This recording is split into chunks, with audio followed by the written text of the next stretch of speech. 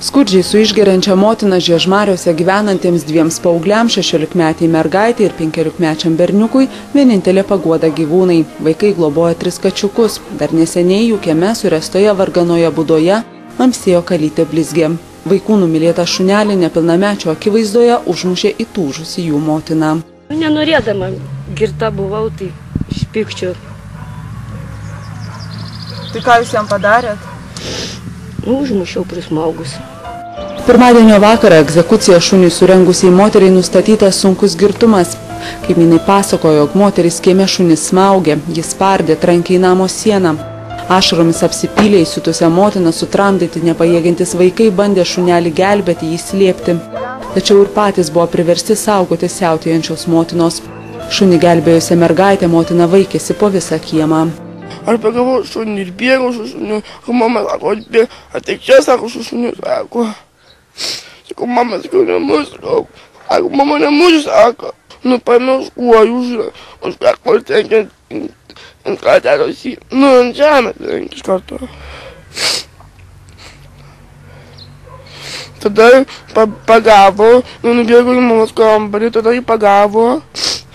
Ant suolą biškį tenkė ir viskas.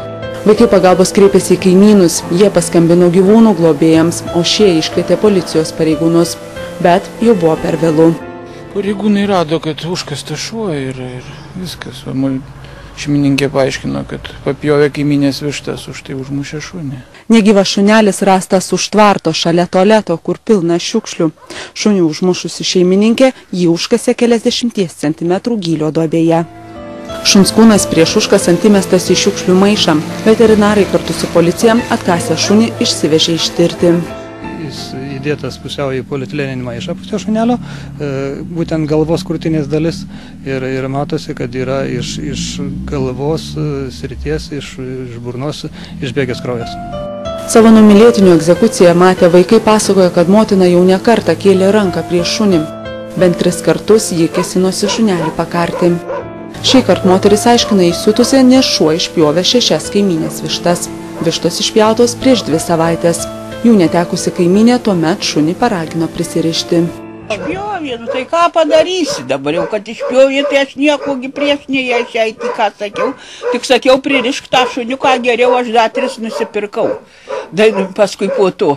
Jis sakau, pririšk gerai šuniuką, arba 3. Jei sakau, man papjaus ir tas dar 3, tai mokėsi už visas tada. Jau ne pirmą kartą mane taip nuostolį daro. Savo pirmą kartą išpjovau, paskui jau atitrūkus kaimynkai. Tai nepagalvojat, gal tai atiduoti šunį kam nors, gal nereikėjo užmušti? Tai nieks čia Žiežmariuose tokio urvinio nenorėjo, kaliukės ypač. Kaišiadorių rajono policija dėl žiauraus elgesio su gyvūnais pradėjo ikiteisminį tyrimą. Savo šunį vaikų akivaizdoje užmušusiai moteriai gresia bauda, areštas arba laisvės atėmimas iki 1 metų. Apie incidentą pranešta ir vaiko teisių tarnybai. Šie socialinės rizikos šeimą žada atidžiau stebėti.